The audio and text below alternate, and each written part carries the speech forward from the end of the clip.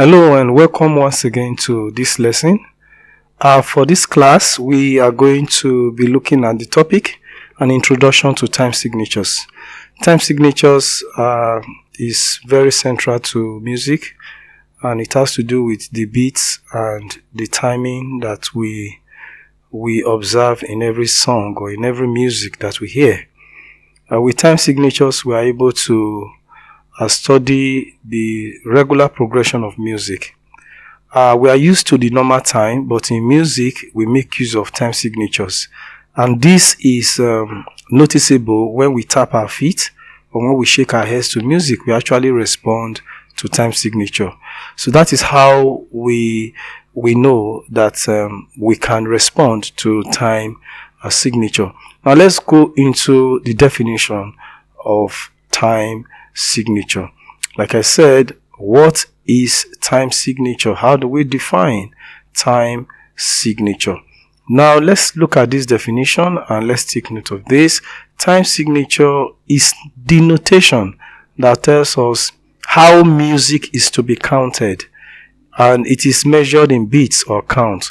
When you hear a song and you find you responding to that song, sometimes you are tapping your feet. The thing is that even though you are doing that, indirectly you are responding to the time. You are counting the time of that song. So it has to do with how is music counted, what are the beats, are we observing at every point in time in music. So that is how we can define time signatures. Now there are two ways of representing time signatures. It makes use of a top and a bottom number, and these two numbers represent different things. Take note, when we are writing time signatures, we use two numbers, one on top and the other number at the bottom. And these two numbers, they may even be the same thing, but they mean different things. Now to go into that, we need to know what is a bar or a measure. What is a bar or a measure? We must know this first. Now, a bar or a measure is a small segment, one small segment of music that holds a certain number of beats. Okay, if you observe that vertical line that is drawn across the staff, the short vertical line drawn across the staff is referred to as a bar line. The space between two bar lines is referred to as a measure or a bar.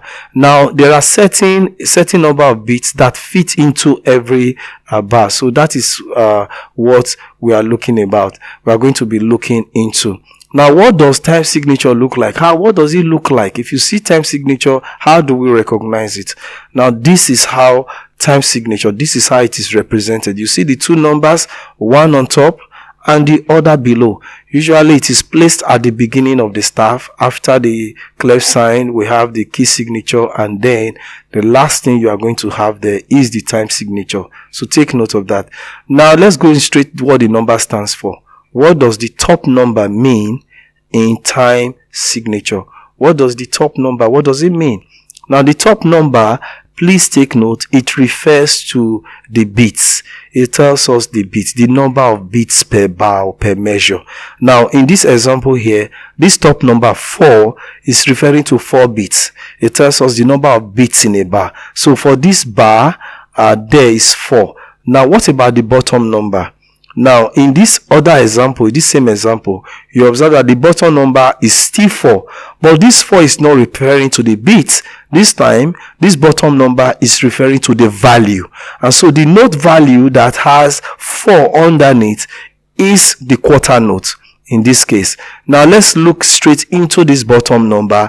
We need to really evaluate. In doing that, we must know the notes and their values. Now, the first note we have there is the semi-brief, and it is referred to as the whole note. That is the value. Okay, that means the value will be 1. Now, the next note there is the minim, and the minim is referred to as the half note. So the value of the minim is half, 1/2. Okay, then followed by the crochet. Now, the crochet is referred to as the quarter note. The quarter note, okay, that is 1/4. Then after that, we have the quaver. The quaver is referred to as the 8th note, and that will be 1/8. Then we have the semi-quaver. It's referred to as the 16th note, which is 1/16. So this is the way we represent this note. So any of the notes that has a bottom number of 2, that will be a minim. The ones that has a bottom number of 4, that will be a crochet. The one that has a bottom number of 8, that will be a quiver. The one that has a bottom number of 16, that will be representing a semi-quiver. So that is what the bottom number stands for. Remember, the top number stands for the beats. The bottom number represents the value of the note, and it is the note that will be taken to be 1 bit. So whatever note is represented by that bottom number, for that time signature, we assume that note to be 1 bit. So if that note is 1 bit, we can now find the bits of every other note that is within that bar or measure, or within the entire song. We can find their bit. If 1 bit is going to be the semi-brief, that means the minim will be a half beat. If 1 beat will be a minim, that means the crochet will be a half beat. If 1 beat is a crochet, that means the quiver is a half beat. If the quiver is 1 beat, that means the semi-quiver is a half beat. So just take note of that. Now, what are some examples of time signatures? There are examples of time signatures. We need to look at them and know them when we see them. Now, we have these examples. 5-4 is an example. We have 2-2 is an example. Please, that's how we name them. We have 7-8 is another example. 2-4, 3-2, 4-4, 6-8, 9-16, and so on and so forth. Please, you observe, like I said, these numbers, they stands for something. Now let's look at the classes of time signature. We are going to look at the general classification of time signature. The first one is the simple time signature. For the simple time signature, please just take note that the top number is what we just concerned about. The top numbers are 2, 3, and 4. That is for a simple time signature. So any time signature that has that is simple. For the compound time, the top numbers are 6, 9, and 12, and these numbers are the triples of the simple time signature. So if you look at the simple time signature, if you just triple them, multiply them by 3, you will get the top number of the compound time signature. So that is that. Now we are going to look at some examples, some exercises. Now this first one says, if the time signature is 2-2, what is the beat of these notes? Now we have 2 half notes there.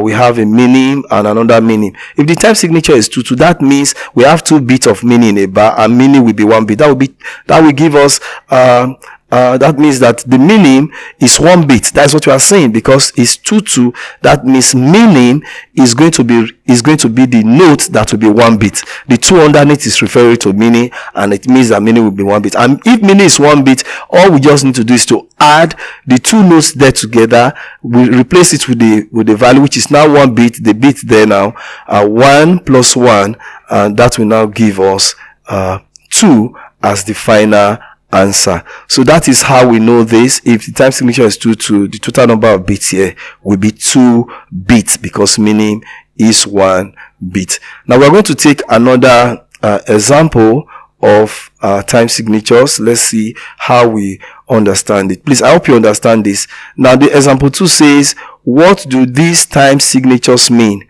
Okay, the first one is 4-4. The second one is 6-8. So we are going to start by the first one, which is 4-4. What does this time signature mean? Now, the 4-4 time signature. Now we have to state what the 4 on top mean and the 4 number, the one below, mean. It means 4 crochet or quarter note beats in a bar, because the 4 number on top is the beat, while the number below is referring to crochet. Remember, the crochet is the quarter note. So we have 4 crochet beats in a bar, and this time the crochet is 1 beat. So that is what this stands for. So now let's go to this next one, the time signature of 6-8. The time signature of 6-8. Now this will mean that we have 6 quiver beats in a bar. Why quiver? Yes, it's quiver because the note underneath is actually the 8th note, and that is for quiver. The 6 on top is the number of beats. I hope you have not forgotten that. So we have 6 quiver beats or 6 8 notes beats in a bar. So that is all about these exercises we have just looked into. Now exercise 3, another one, it says 2 crochet or quarter note beats in a bar. Write the following as a time signature. 2 crochet or quarter note beats in a bar. How are you going to write that if you are to express it in time signature? Okay, 2 crochet, that means I have 2 beats, so it will be 2. I know I have a 2 there. Then the crochet, what will the crochet stands for? So what number will be on top? What number will not be under? Where will you put the note? So this time the top number is 2 and the bottom number is the quarter note, which will then be 4. So if you are not going to complete it, you now say the 2 crochet or quarter note beats in a bar will therefore, the time signature will therefore be 2 4. The time signature is going to be 2 4, because we are talking about 2 crochet and 2 is the top number and the bottom number this time is 4, and that 4 is representing the quarter note, which is a crochet.